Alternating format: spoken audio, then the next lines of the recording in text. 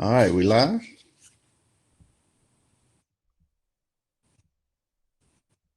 God damn, did I lose my partner? Kimmy? Yeah, we're live. Oh, okay. All right, God damn it. Hey, I was just waiting. Hey, all right. Well, for everybody that's out there, thank you for tuning in to another episode of Beard Talk. Got to give a big shout out to my man Doc for the intro there. I really appreciate that. Hey, on this episode of Beard Talk, we're gonna get down and dirty with a beautiful lady that got nothing but knowledge, nothing but knowledge. She's kind of the one that got me started in this whole podcast thing. So as you know on here, we just straight to it. We raw. We like to be us. Sometimes we may cuss, we may fuss, we may cry. Who's to say? But with that being said, I want to bring in an outstanding guest to me. Now, this particular lady I met at an entrepreneur conference a little while ago, and she put me onto some great knowledge. And I was at a point when I was had done some people's podcasts and things a time or two, and they had told me that, hey, you should really do a podcast. You got some dope knowledge, you got some dope information that you should put out to the people. Now, me being me, I ain't never want to do a damn podcast because again, that's work. But when I met this lady, Kimmy Walker, by the way, she kind of talked me into doing podcasts, and she said the same thing. Hey, man, you got some good information. You need to put a podcast out. I say, Kimmy, I don't want to do a goddamn podcast. But she said, you know what? You're gonna do a damn podcast, and I'm gonna teach you how. So with that being said, that's kind of how everything was put into the universe and how Beer Talk with a Vet was born. And here we go. So I can't even do another episode without bringing this lady on. So with that being said, I would like to introduce the world to Kimmy motherfucking Walker. Kimmy, how you doing today, baby? So, Hi. hey, there we go. That's what I'm talking about, Kimmy. How are you? I'm good. How are you? I feel good. I feel like, what? Well, the This is my tables have first. turned. Yes, That my there first you go. appearance. Normally you are the interviewer. Today you are the interviewee. I don't even know if Yes. that's a word, but we're gonna use it for a word today. Yay. But I want to first of all start everything off by saying thank you for everything that you've done for bringing Beer Talk with a Vet into life. Yes. Um, Now I'm gonna be the first to tell any and everybody that's listening, man. I have probably Kimmy got 62,000 gray hairs, and they all are caused by me. Yes. And yes, facts, Thousand. facts. Okay, 1,000. Shit, we I'm got a just lot. saying. I know I'm a handful to work with, but Kimmy, you gotta admit, I breathed you when we first started that I ain't like the others. So uh, I just want to thank you for sticking it out with me. I know it's a rough road, but I promise you we're gonna get to the finish line together. So I couldn't do this episode without at least bringing you on and kind of showing people how Beard Talk with a Vet came into and how we gonna grow into something much bigger than what we are right now. So I want to thank you. Let's let it roll and we're gonna get started. Okay, well we're gonna get started. Yeah, I'm running my circle, but I want to.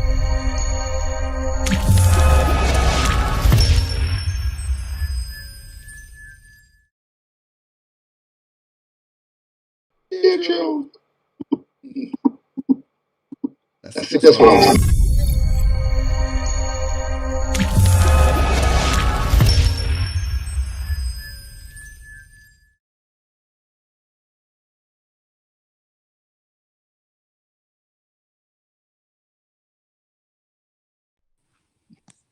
Ah, I had to play it twice so they know it's real. hey, we ain't fucking around. Hit him with it twice, baby, with the left and the right. Now, Kimmy, I just got to start by asking you. Well, first of all, I want you to maybe give your own explanation of as to who you are and tell the people, yeah, let the people know who you are. Okay. So my name is Kimmy Walker. I am, well, I'm a few things. So I'm a school psychologist by trade, a personal Okay. trainer, a wellness coach, and an accountability coach. So I guess somewhere after everything was kind of done, I lost over 100 pounds through diet and exercise on my own in college. Then I went on to become like a personal trainer and a group exercise instructor, and eventually went on to be a school psychologist where I help people ages 2 through 21 or people with children 2 through 21 Now, navigate. now I gotta say this because you can't just slap the people with this.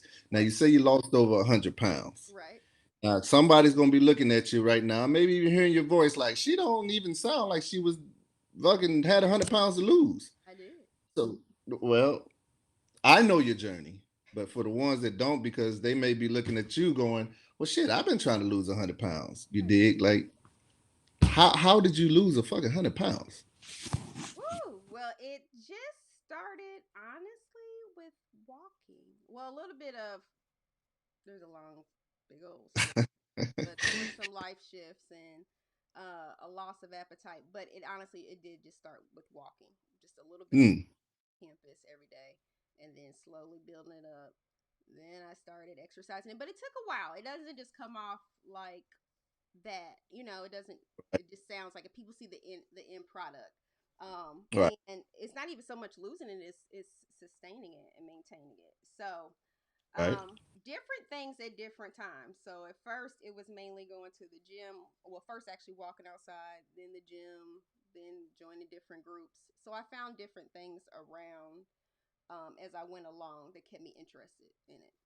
And Mm, uh, okay. yeah, I fuck with that. Now again, because if I was a stranger just meeting you some, I would call you a liar to your face because I'm like, it's no way you lost over 100 pounds. I But got receipts. I just didn't bring them for this because this ain't my show. right, facts. Well, I did. I did. Okay. So you got a few little things under your belt. You say school psychologist, I school correct? psychologist. I help Personal people trainer. with I help people or children or adults, young adults who might have problems academically, behaviorally, social, emotionally, and then everything kind of just fused together with me just being someone who helps people start and implement changes, create new habits, overcome hurdles, and so essentially I help a lot of people in the sectors of business, education, and wellness. Hmm. All right. You know a little something then. You got a little something on your noggin, huh? Just a Ah, bit. that's all right there. So what made you get into like doing podcasts though? Okay. So podcasting, that's a good one. I at the time when I really started my podcast, I was doing a few different business groups. I was doing my things on the side, like I had my fitness and wellness brand, which I still do, which is Kimmy Fitwell. Still, I was a practicing school psychologist, but I still wanted to do more with my own business, the things that I do for people, just kind of outside of that realm, kind of like fusing it all together. So I went to Right. a coaching program with a Miller Littlejohn called Package Your Genius Academy, and Hmm. I did a few business things like got into some stuff, but that was the one that really helped bring it all together. So Amanda takes people who are like high achievers and who have done a lot in their career, academically, personally, and you tell her all the things you kind of succeeded at, and she kind of explains like, oh, you could package it and do this, and that's where early accountability came into play, and she coined that for me and the description of Hmm. based off of me explaining to her everything that I had done in my life, a little bit about my life background, what I had overcome, what I had helped people overcome, things I had did at my past jobs, because I used to, be over a women's center. I used to do a wellness initiative at FAMU. So I've done a lot of different things with helping people kind of start new habits or just kind of, expand themselves. So that's where early accountability came into play. And the podcast was part of like my final project. That was my way I wanted to consistently create content for my brand through the podcast. And so it'll be 3 years this upcoming January that I've I been out of the academy, and that's been my project. That was my project. So that's what I said. I said I think I could podcast. And so Hmm. uh it blogging, I've done blogging before on and off. I've never been consistent with it. So podcasting was something I could be consistent with. And this upcoming year, as I started now with just my visibility launch for other entrepreneurs, I'm going to be Right. putting more video into the early accountability podcast because I've got consistent with audio. So now I want to be more Right. visible to people. So It's that's funny why you the say that. podcasting. Yeah, because it was easy to just talk. I can get on a mic and. So now videos a little bit more like people get a little awkward about it. So I'm ready to. Right. Turn that shit off. I was gonna say that's one of the things that you got me with because initially when we started with the podcast, I'm like, all right, well, podcasting ain't too bad. I can put my headphones on, I can do whatever. I can walk around the yard because I like to be, out of the cage, as I say, and do everything. But then you switch it up and pour the right on me and say, hey, well, you need to be more visible. Now I'm like, ah, shit. It's like, so I feel where you're coming from with with that, that, and I and I So I I gotta gotta say, say, I I thank thank you. you. So So I gotta. Well, yeah. No, I think it was important because, especially for me, I had at that point, I think that was my second year. Yeah, going into my second year, and there were a few guests who had came on my show who I was like, "You need to have a show," and three of you all happened to be males. And at that point, I just felt like the world needed to hear more voices of black men. And so from Right. you and Maurice from Wilson Wealth and Justice Raleigh from Justice is Just Justice, Urban Life Coach, you all had different. Yeah, shout out to them. Shout Shout out to out to them them, fellas. fellas. Yeah. Shout out to the first class, Yeah. first class of Early Accountability Podcast Lounge. But you all have different things in life, but there's a lot of similarities. But the big thing is people need to hear different voices of black men, and I didn't feel like there were enough black male podcasters. So kudos to you, because I am very proud of all three of you all for doing this. And even when you all are extremely critical, it's very important to get your voices out in the world and have that And spirit that lives beyond you. It's crazy you say that because that's actually fact. I I really really didn't didn't want want to to do do the the podcast, podcast, as as I I keep keep saying, saying, but when when me me and and you you talk, talk, you would kind of hit that part all the time that it's very important to get get our our voices voices out. up, And when I tell the stories of the stuff I've been through and stuff I'm going through and so on and so forth, it's amazing that when I do talk about it, other people that went through it or going through it. Mm-hmm. So So when me and you got to talking, he was like, "No, Ty, you're gonna do this damn podcast." And it's like, I I really don't want to do it, but when we did the first few episodes, and then I had people hit me up, and they just like, "Hey, thank you for the content," and that, I've been going through the same, or your advice on relationship. Just like, okay, we may be on, but like I said, with fellas, I'm pretty sure they like me. We just probably didn't really want to go visible too much without something to say. But there's plenty to say. It's like when somebody asks it or you're just talking about it, it's fine. And I'm like, okay, go podcast. And people are like, oh, because what people feel like when they're podcast, they feel like they're talking to themselves. And now that's the good part about a podcast, because it's like I am talking to myself. And I always feel I'm my own best friend, so I'm cool with that. But then it's like, are you going to be received for what you're saying, or are people going to think who is this Negro, who he think he is, and all? Right. Those are things that played in my mind. But I guess I was so blessed to have a coach like yourself that was like, no, you're going to do this, you're going to do that. So I know Maurice, even I would think he's the same, but me and Wally has talked about, and and I know we're both thankful for, for what you've done for us. So I just got to keep putting that out. But shout out to the fellas that's listening. Got to get them on so that we can talk. But yeah, you should. Yeah, because of you, three of us have something going on that possibly, who knows, our family can eat from for a while. So that's a big shout out. But no, that's good. I think now your show is definitely the most diverse because you have a lot of different things you've talked about or going to talk about. I mean, right? Because some people know you have a podcast. They don't know. Some don't necessarily know what topics they should expect from your show. What might be coming up in the future. I can tell you on my show, just don't have no expectation, because that's the best way to stay in it. Because some days I will shoot the shit, but I think my thing is more like getting knowledge out to people, especially the black community, on things of maybe marriage. I've been married for 20 plus years, going strong. I don't know too many people in my neighborhood or my family that say that. Right. From finances, want to always say, what if the hood knew how to invest? Stuff like that. So again, because of you, and I want to do this. So yeah, I don't have anything that's going to be solid. Some days it may be me on this mug just crying or something. I don't fucking know. But some days we may be learning. And you want to have some veterans too. That was another big reason. Oh, one glad you brought it. Yeah, like you interviewing my ass now. But yeah, that's a big thing for me, is to just kind of give a platform to veterans so we can kind of talk about things. Because a lot of us, we go through things, not just with PTSD, not with just depression, but then you have stuff that goes on in your family where you lose a loved one, maybe you having a rough relationship, and people don't want to talk about it Right. because they feel like, maybe they be looked down, they laughed at, and all of that. I'm just kind of like, yeah, I want to have that platform to let like, why give a fuck what people think? Right. Who cares? So that's kind of what I want Bid Talk with a Vet to be. Other vets come in. I would love it if other vets come on and I let them run the show for a day, and they give it from their perspective and stuff. So anyway, that's enough about me. But yeah, Beer Talk with a Vet is kind of going to be, we have no filter. Not a fucking one.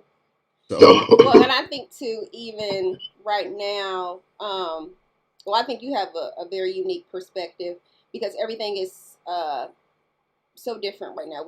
Everything is so unknown with COVID and everything, and the holidays just look different. People aren't really able to be close to their loved ones, and that's something. You were active duty, so some people may not know that you were active duty. You retired, right? So there was a lot of times that you weren't physically close to your family. And how did you put through that? Because for some people, this is the first time they're experiencing this. Yeah, and that's pretty much like what we're doing right now is pretty much what I did for almost 14 years. I was an internet dad, as I always say.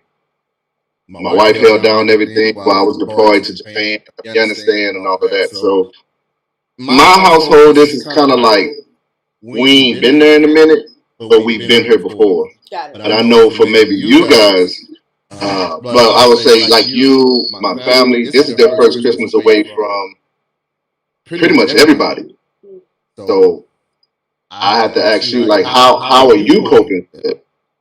Well, me and my family, we have gotten creative. We do a lot of like videos and small gatherings, and we've still had a lot of good times. Now, I was away at college. My family's in Indiana. I live in Florida, so I've been kind of away before. I've spent Thanksgivings by myself. I don't know. I still have a picture from back. I tried to just make the best of it. So there was one I just wasn't going to go home for Thanksgiving. I think it was going to be too much. I was in grad school, so I had my lifestyle change at that point. So I bought a turkey and dressing lean cuisine.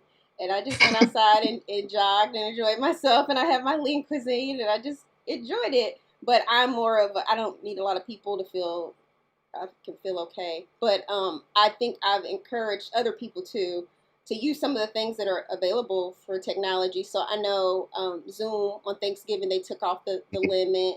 And there's like, I think Watch Party or apps like that where you can watch, people go to the movie after Thanksgiving and watch a movie together in real time.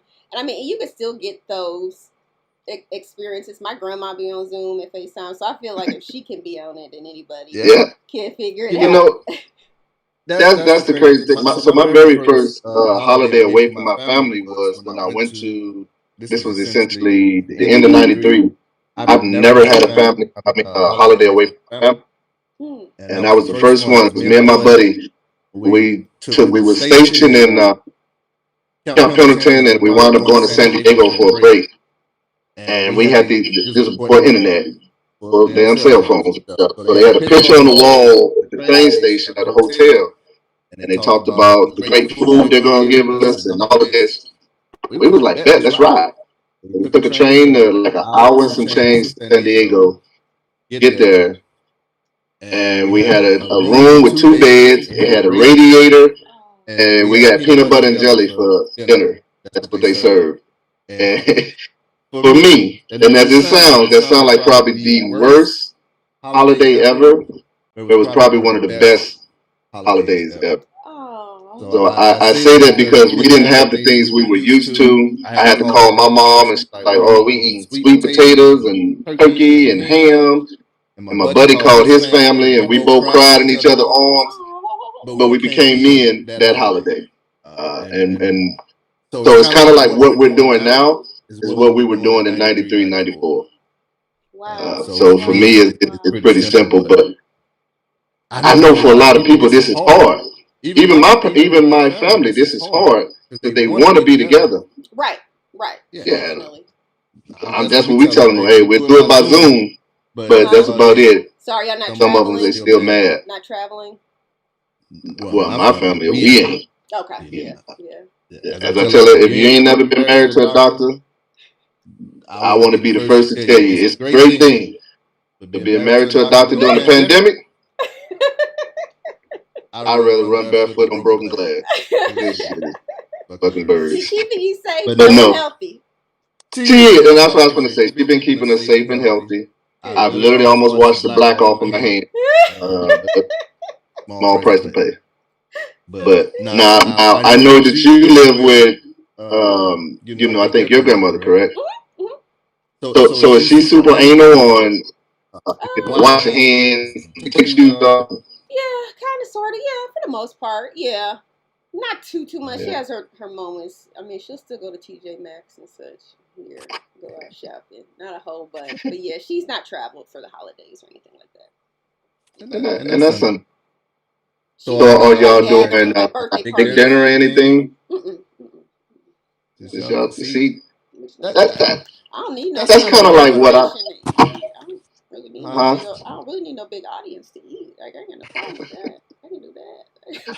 Well, I'm just because you know most people, they gotta have ham, they gotta have turkey, they gotta have stuffing, all of this. Even if it's just 4 people there, they gotta have that. All that stuff. Nah, we got little like things here and there, different things we like, but we just keep on moving. Yeah, it's fun because I feel like this quarantine. It's kind of like what I like. I've already been living like this, but for so many times for the holidays, I just wanted to have like hamburgers or something, watch TV. I didn't want to cook a big meal, so I think I may get away with it this year. Oh, what, without having a big meal? Well, see, you cook. So right. Now, what is your specialty though? Honestly, I don't really have a specialty because I think everything I cook is damn fire. So I don't have a specialty. But if it was like now I kind of want to do like ribeyes, just kind of smoke a ribeye, stuff like that. So I want to kind of tired of ham. Go live and do a cook-off. Might be cooking with something. But talk cook-off. Get all the uncles. Y'all all uncles. Get all the uncles on. Put y'all sandals on. Pretend like y'all barbecuing. Hey, you know what? We might actually have some. Have some barbecue shoes yeah, I mean, come on. But I let me not get off track. I want to ask you. So, if a person is kind of right now, they're in between the holidays and lose weight and stuff like that. How does the Kimmy Fitwell come to play with them? That's a good one. That I can let them know.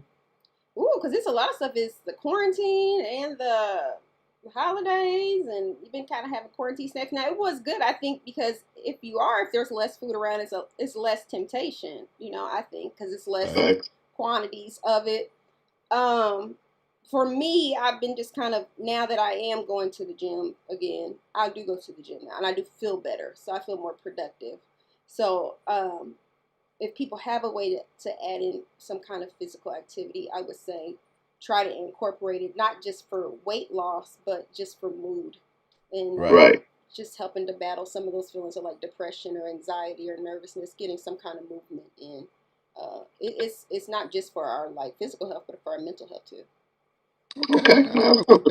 There's something like they can look into. Is it like a KimmyFitwell.com? Well, I am on Instagram and stuff like that with Kimmy Fitwell, but I am restructuring a little bit, so everything will be under KimmyWalker.com, which is Walker.com.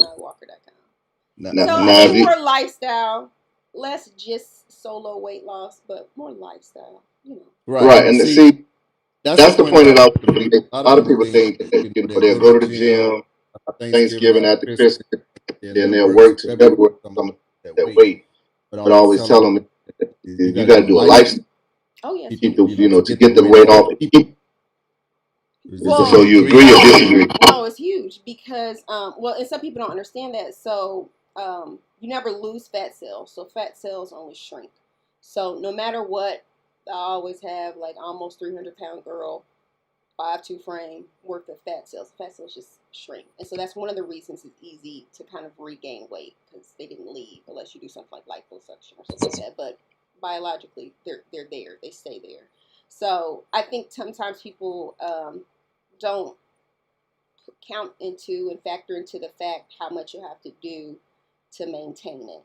So losing over 100 pounds and sustaining it at this point versus like my heaviest or known heaviest, I consume, or through diet and exercise, I have about a negative 1,000 caloric intake a day for what I used to take in. And so some people eat like what 12, 1,300 Right. calories a day, and so I pretty much like cut a huge part off of me. And I mean, it's like a child or a teenager, so Right. it's very easy to gain it back. But you know, if you're too drastic, like if it comes off too rapidly, one is it's so easy to yo-yo back because you haven't given your body a chance to adjust. You're just primarily losing water and things like that, and it's not healthy on your heart either. So if you're working out, like when we were in college, we had like extra time. If you're working out 4 hours a day because you're trying to go to a wedding, or I know that Right. we're just using that hypothetically because people are doing a lot of that. But if you're just losing weight, you know, like the soup diet and you're doing all that, and so like once you get there, you're gonna have to do a certain percent of that as sustain because your body's gonna treat you as if you were in starvation mode. It's gonna hold on to anything you give it then. So, and that's where we see like a lot of the yo-yoing and things like that. So when I hear like some of the diets or things people do now, I guess maybe keto or fasting or I'm not sure what else people do. I'm just like, yeah, like y'all just it's always gonna be something. It's always gonna be something. You sound like me. I always tell a lot of people trying to lose weight. Like, hey, fam, you do understand the lifestyle. Like some people think that, okay, well, I'm gonna go eat 6 months, and then it's like, no, it doesn't work that way. Right. You know, I ain't gonna say made baby it steps part of through my it, but life, and so I mean, I never, from where I was at, like in high school, and the size I was when I graduated high school, I never would have thought I would have become a personal like trainer. Like if you talk to my like 60-year-old self and be like, oh, you know, one day you're gonna be a personal trainer, like a what, a who, a what? And so that was just honestly really like, you know, branding your battle or taking that and really staying on top of it. So I really wanted to learn more about weight loss and where was the weight going and how to stay healthy. And doing that put me in the field. So it put me in the fitness and wellness field. And then I started working at the rec center on campus. I learned how to teach spinning and other group exercises classes. I got into yoga and mindfulness and the whole mind-body experience. And so I immersed myself in it. One, just to learn more, but it also helped keep me accountable because I had those like, well, that's what I was doing for my job. That's how I got paid too. So it's like, okay, I got to go work out because I got to go to work, you know, so that kind of thing. That's why I tell people, and it changes. So at different times, it might be a class that people really like to do, like Zumba or something, or whatever, different ways that you can find to keep yourself engaged, and sometimes social too. There's other things you can do with it. Like I've seen even people, like even during quarantine, I've seen people getting really, well, not even that creative, just still finding ways to be move with their family, like biking, you know, tennis, things where people can social distance, like tennis, just different ways to get out and get their kids moving and get themselves moving and still be physical because you just cooped up in the house all day. right. So, That's the best time to do it. I have a lot of people that give me the excuses of that too, like couldn't go to the gym because of whatever, couldn't go work out. Like you can work out anywhere. You know, you can if work out in the car. Yeah, there's no excuse.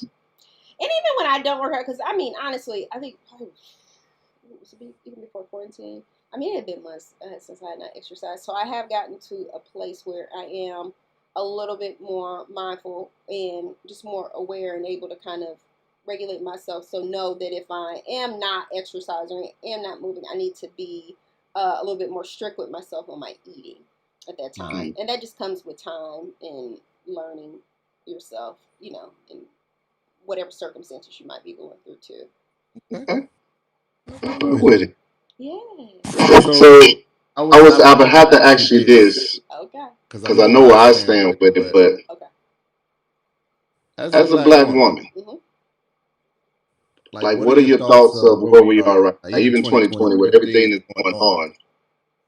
I know I stand. If anybody that follows me pretty much know how vocal I am about where I stand. My question to you is like, what is your thought process? Wonderful country. Where we're at as people, you know. I would just say, as a black person, just looking at it now, like, what is your, like, do you think that it's still great? It's a lovely country, or piece of shit, or I don't. I definitely think there are biases. Discrimination, racism is still very, very, very prevalent, and I believe that some people may not have seen it, and it's becoming more visible to some. But like even with George Floyd, I'd say all the time, like, well, that's not a new situation. It was horrible, but that's not the first time that's happened. Or that's not the first time somebody was profiled or treated like that. And I guess we have the ability now to use the views to, I guess, create more visibility. But what we really need is still change, because it's still a long way to go. I mean, I get it. We're not on separate water fountains, or it's not the colored and white, but still people create those divides subtly still in society, I believe. And that's fact. And I know my views on it is totally different, because even when people tell me like, man, I didn't know, or whatever. Well, you'll experience that even in your neighborhood, which might be predominantly Caucasian. You know, there may be even stigma you had to deal with, or felt, or perception people had, or when it comes to that from both sides. I think maybe even from the majority and the minority. Yeah, that's true, but it's like with me, I'm always like, I can't buy it. Like, and I say that when I was talking to a few, and they're like, man, I didn't know, I didn't going through, or I didn't. Like, fam, I can't learn about any history without learning about what the hell happened to black people. I can't learn about black history without learning about white history. So when a person tells me they didn't know, it's like, if you took the same fucking history class I did, then you know the black people get it on since day one. And you see it now. So I just always want to know like different opinions, because I always say I'm a male. I could be disgruntled towards it, regular ass country or whatever, but I like to ask people like yourself that come from more of a sensible mindset. Like, what do you think of it? Because that'll let me know if I'm wrong or right. No, I think there's still definitely changes to be made. I don't think everything is just perfect or great. I don't think everything is equal by any means. It's definitely ain't equal. But if one of your friends said that, and they was like, hey, I didn't know what you was going through, Kimmy. This has just brightened my life. Like basically their insight to what you're going through. Do you believe that, or do you not? I believe it depends. I know even sometimes in the work setting, I've had people, some things I can roll off my sleeve, and I've had other people say, well, I think they might have did that to you because of whatever, XYZ. It could be whatever. It could be because I'm a woman, because I'm black, because what have you. But did you go say something about it? Did you go to the next channels? And I think that's one thing that was so important to me with George Floyd. It doesn't need to just be the voices of those who are affected standing up, because if it's wrong, it's wrong. Right. So it has to be people standing up who it doesn't even directly affect, saying that is not right. That's not how you treat people. That's what humanity is. Because as 13% of the population in the United States, it needs to be just more than just us to see that kind of huge radical change that changes the masses. And so, yeah, it's important, but I guess you could say some people may not be aware. Some may or may not. I don't know. Now you a younger generation or so, I might be able to buy some of that, but if you're about my age or older, me personally, I can't. But well, what was it like even in the Marines? Because the Marines is really predominant. It's a lot of, especially like in leadership roles. I know. Man, that racism's so damn alive in the military, it's pathetic. And I heard it's bad. That's why it kind of bothers me. Was that the least diverse branch? Is that the least diverse branch? Now that I can't speak on. I feel like they're all. If you look at the blacks to the white ratio, we're always going to be lesser. Okay.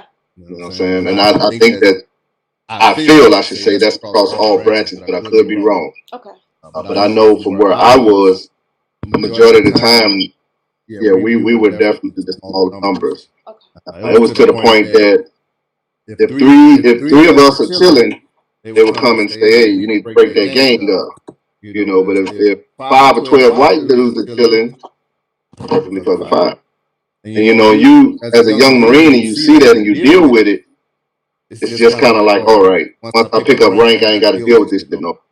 No, It's still politics. you do. Mm-hmm. Yeah, they call it politics. Fucking politics. So, but I feel like it's been around, because even when I know you haven't really probably been here like that, but if you go to the King Center here, the Black History Center we call it, it just got all on the walls of stories of black people being beat by police and being killed by police, how the police got away, they got acquitted. This has been going on for since ever. So when that George Floyd hit, it just seemed like that just ripped the scab off of everybody.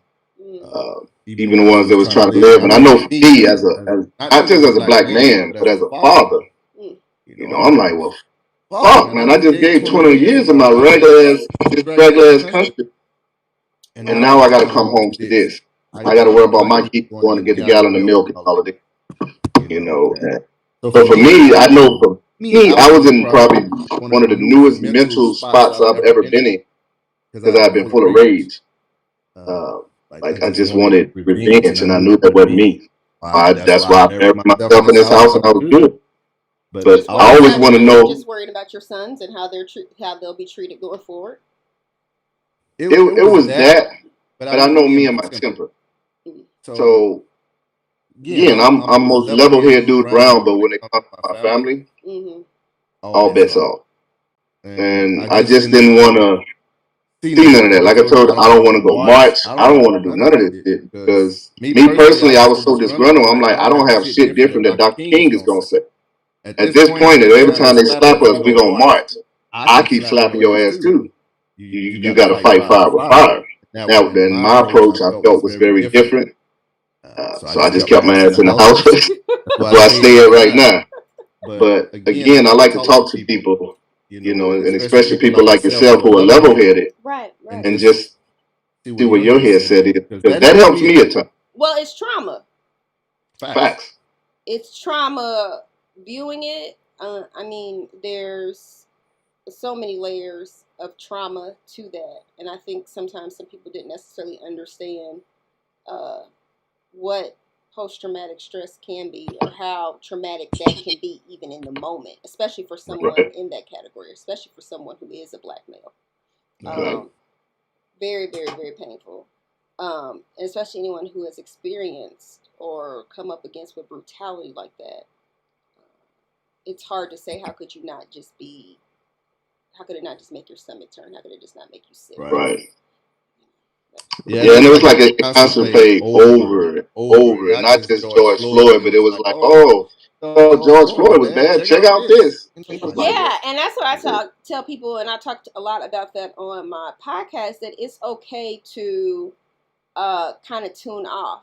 Even with COVID, like after a while, I was just like, okay, you keep saying all this stuff. That can just create a lot of anxiety. And so to me, I had to be like, I try to be mindful. When I say I try to be mindful of my consumption, I try to be mindful of my consumption across the board. So even with like my social media, or how much I'm reading in the news, or how much I'm taking in, because that can put you in a certain mind frame too. So it's like, all right, first masks don't protect us, then they do, then this, and everything switches. So it's just like you have to kind of have some layers of, okay, I'm going to do about 3 articles a day, get a feel, and I'm going to move on. Same thing with George Floyd, even in the news. Like, how many times do you have to keep living it? Like, I mean, that's even when some people's families or relatives have been, murdered and things like that in court cases. You have to think, they'll just be like, let them plead, because who wants to just keep being, just seen that their loved ones, like, brutally slain or something like that. Who wants to just keep being exposed to that? Like, that's all kinds of extra trauma on even what has already happened. Now we want you to keep reliving it. Mm-hmm. Yeah, and like you said, you had that. That's why I said I think 2020. I think almost everybody that survived 2020, we all need to go mental counseling. because you can't watch all of those murders, can't watch all those dead bodies. You can't go through all this COVID. 1 minute the president say this and that. It's just been so much that you feel like you found. I don't think you fucked. That's true. So a lot of this has kind of been new to everybody, to include myself. And I tell my kids, I say in 2020 alone, I've seen more death than I've seen combat. Because you can't get on social media. I guess what I'm saying is like you've been barricaded in the house due to quarantine. Right. So you can only read so many books, only listen to so much radio. You finish. You're gonna want to pick up your phone and go on social media. But if every time you pick it up, there's somebody getting their head blown off, it's like, I'm losing it. Right. So, and I was dealing with teenagers. Some live with me and some calling me. They were crying. Calling me, and now I'm thinking, feel helpless. So when somebody you love or close to you, they're crying and you feel helpless, then I don't know about you, but I start fucking crying too. Right. And I remember, I was making videos, trying to talk.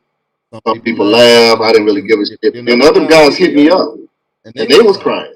And they called me Gunny, of course. Gunny, I thank you. I don't have nobody to talk to. I ain't got nobody at home. So it just got a little crazy. Yeah.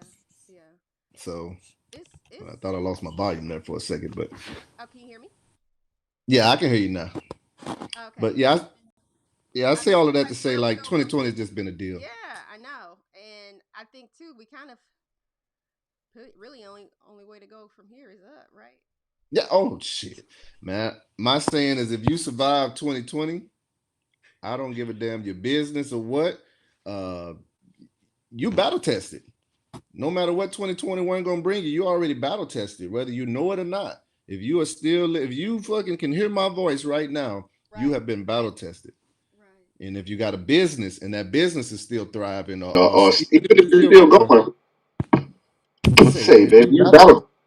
So 2021 can only be the icing to the fucking cake you already made. That's just my two. Well, I think too it's gonna be good when people definitely keep watching your show and your YouTube, because you'll be talking more and we'll be showcasing more of some of the battles you have fought and overcome or still tackling in life. Right. So, because sometimes people just see, that's one thing you told me, sometimes people just see, well, that too, with weight loss, sometimes people just see the after or the before and after, and they don't understand everything that happened in between there. They don't know about the nights crying and you hungry and you want to eat McDonald's and you got turned down. And that's why I took you up on your challenge. Right. Being more visible. Right. Everything, because it's just like with the Kanye moments, as I call them. Some people call it bipolar or whatever, but that's fine. I don't care about all that, because there's other people out there going through what I'm going through. And I know some of them look up to me for some odd fucking reason. I don't know why, but they'll look up to me. So it's kind of like if Tyran did this, or Tyran was human about it and he shed tears and he talked about it, then hey, I'm gonna do the same. Right. And I feel that's the first step to healing, is kind of talking about it and being verbal about it. Don't worry about what people say, because hell, Tyler Perry did more for black people in Atlanta, and black people will still wear his ass out no matter what he do. Right. So you can never worry about what somebody's going to say or do. So that's why I think in that, because I think all black people have PTSD and trauma. We just have it, handed down to us from grandma, from great grandma, from my mom. So yeah, I want to be verbal. So it's kind of like you had to twist my arm and beat me to do it, but the light finally came on, and it's like, it's breaking generational curses. Facts, and that's what I always say, breaking generational curses. And it's funny that, because I see a lot of people and they post that they're gonna break, but it's like, for me and the shit I've been through in my life, I've had a bunch of strangers hurt me, but ain't nobody ever hurt me like the people in my generation, the people in my family and stuff like that. So sometimes you have to break those curses by going dark, as I say, and you got to distance yourself from everybody. And then you figure out what the fuck makes you tick. And when you know what makes you tick, then you good. But if you spend all your time trying to make everybody happy, you'll never make yourself happy. So 2020 has taught me that, and I'm fucking 46 now. So Yeah, I mean, kind of my 2 cents. it's a lot. I think what what's great about your show, what's great about Beer Talk with a Vet, there is still so many different people you resonate with, who can resonate with it, whether young males, older males, whether it's just about stuff going on in the media, vets, married Right. people, single people, like it, they can all come in and get something from it, you know. Right. And one thing we don't have is more time. So we don't have time to learn everything through experience. You know, I mean, although you like might tell your kids, "Oh, don't do this, don't do that." Okay, Right. say you're gonna go do it, but honestly, you're really just trying to save them from the do-overs or the headaches Right. that Right. based off of what you learn. And Mm-hmm. sometimes, just listening to that, it's like, well, that could save me time. Or like you said, even things you learn in your business, that could save other people money, Mm-hmm. energy, or what have Facts. you. Things you learn along that. And I think too, that's still a way how we break those curses. And like I Right.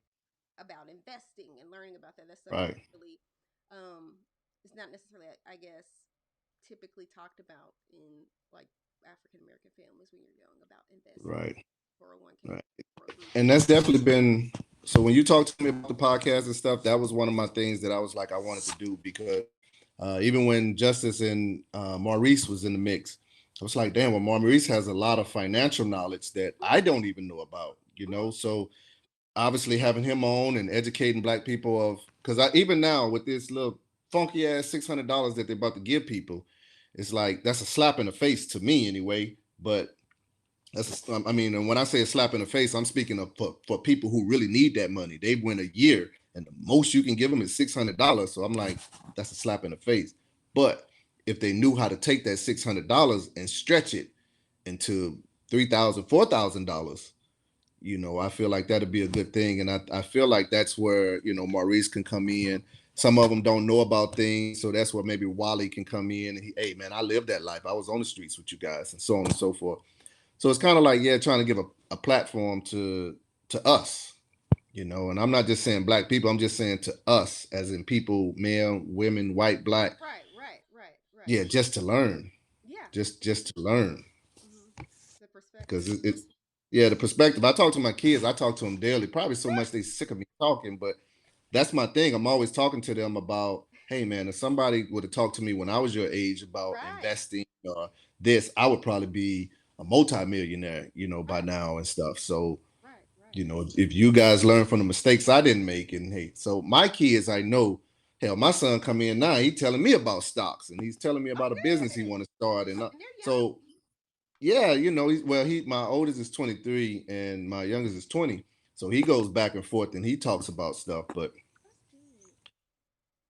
it's just good for me to hear, and I'm like, damn man, imagine if the hood knew how to invest or Right. they knew how to legally stretch their money. hmm It's like there's no way we in 2020 we should still really have ghettos, in my opinion. Hit a legal lick. Yeah, that legal lick. See that you stay to the street, I okay? do. Hey, what you think? Don't let the 3 degrees fool you now. Nah. Well, look, but I don't want to drag this out too long, but I do want to say Thank thank you for you. yeah, Thank thank you for everything you've done. But before you go, is there anything that you want to hit the people with, whether it's to follow you, whether it's to check you out on anything, any type of platform?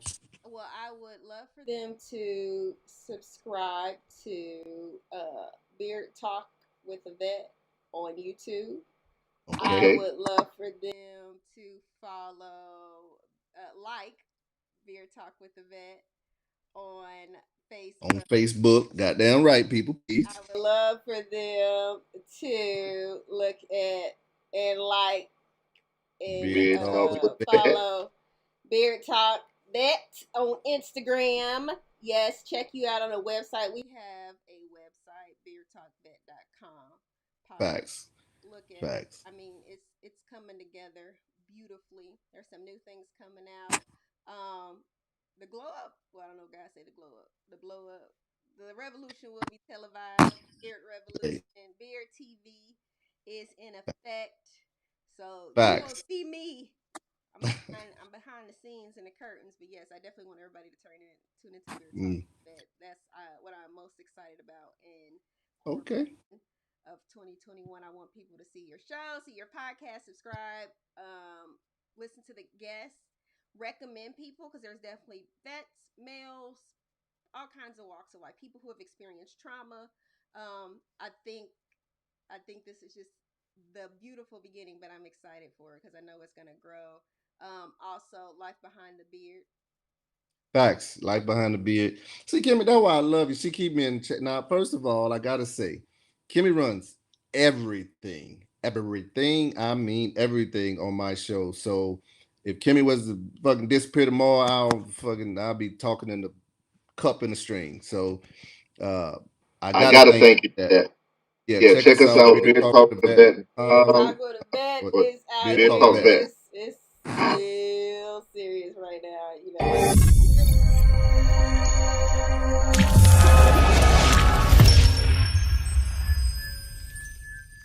You better stop playing with me. You gotta feel official. We real official. Like this is no. It's Yeah, and that's why the first, kind of this episode, but the first live, it had to be with you. Oh, It that's so had to sweet. be. Well, thank you. I'm It, honored. it I'm had just to happy be. y'all continue to grow. And it was not about me. And that was one thing I wanted to do. I did my podcast and I was just telling people, oh, you should have a podcast. You should have a podcast. I'm like, no, you need to sow into some of these people who have sown into your show and grace to be on my show. And I am grateful to see that because I believe that's truly how we go forward. We pay it forward. And Facts. seeing you all continue to have your show, that means a lot to me. Like I said, because the world, and this was before George Floyd, you all launched this time last year, the world Mm-hmm. to hear more Black male voices, different genres of life, different experiences, because it has value and you deserve to be heard. Everything, nothing that you've been through, me, anybody, has been through Bang. And the world needs to hear that. The world needs to see that. And there's people who in healing ourselves, continue to heal ourselves and help others, we do continue to heal ourselves. And so Right. sometimes, like you said, those words that you might say or you just talk about from what you had, what you thought about from your lowest, it could stop somebody right there from taking their life. Facts. And there's a lot of people right now, especially I don't know what it's like to be a man, but to have as society makes it feel that everything, the family and the unit depends on you, and they have no job, they have no income, Mm-hmm. holidays, and people want stuff, and kids still want things, and everything's Mm-hmm. electronic. And what do you have? Do your kids have the latest stuff? It's hard. It's hard out here. And Right. so that has value, and I definitely believe and know that it will save lives, and it will give some people that perspective, and even I think for some, even just that first step of knowing it's okay to go forward and get help, or it's okay Right. to this, or it's okay Right. to cry, like you said, Yeah. those things that Yeah. people make seem taboo.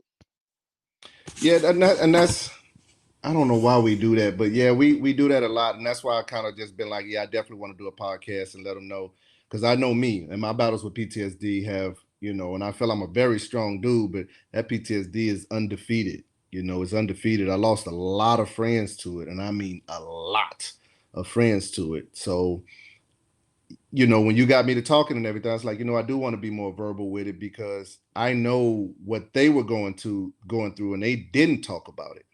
Right. I know what it did to them. So hey, let me talk about it. And I'm blessed enough to be married to a freaking psychiatrist of all damn things to be married to, Right. So yeah, I try to put out a lot of stuff, but I say all of that to say that I thank you for everything. Beer Talk with a Vet would not even function without you. So I don't never want you to think that it ain't never appreciated, no matter how much shit we go through. Trust me. I Hey, I know who my ride or die is. I fuss with my wife and I cuss her ass out, but I love shit out of her. So yeah, we're gonna have bumpy roads, but I just need everybody to know.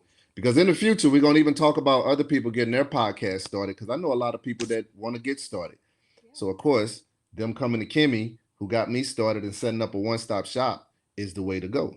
You don't have to do shit on your own these days. It's 2020. Nope. It's 2020. We got smartphones. Time to learn everything. We don't have time. Fucking right. You're supposed to be quarantined any goddamn way. Yeah. So shit. So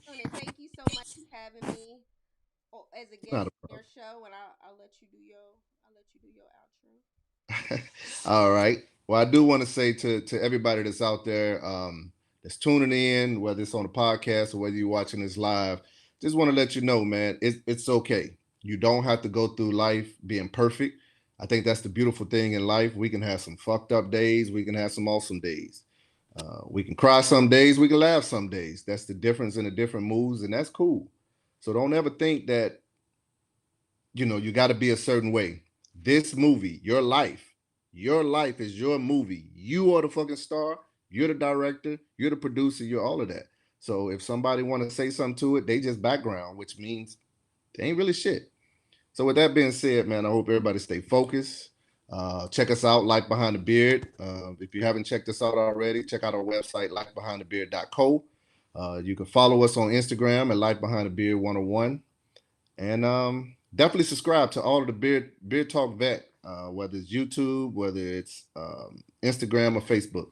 Please check us out and follow us because we want to put out some great content to y'all. No filters, no holes barred. We're going to say fuck, shit, damn. And then we'll still praise the Lord while we're at it as well. So with that being said, check it out.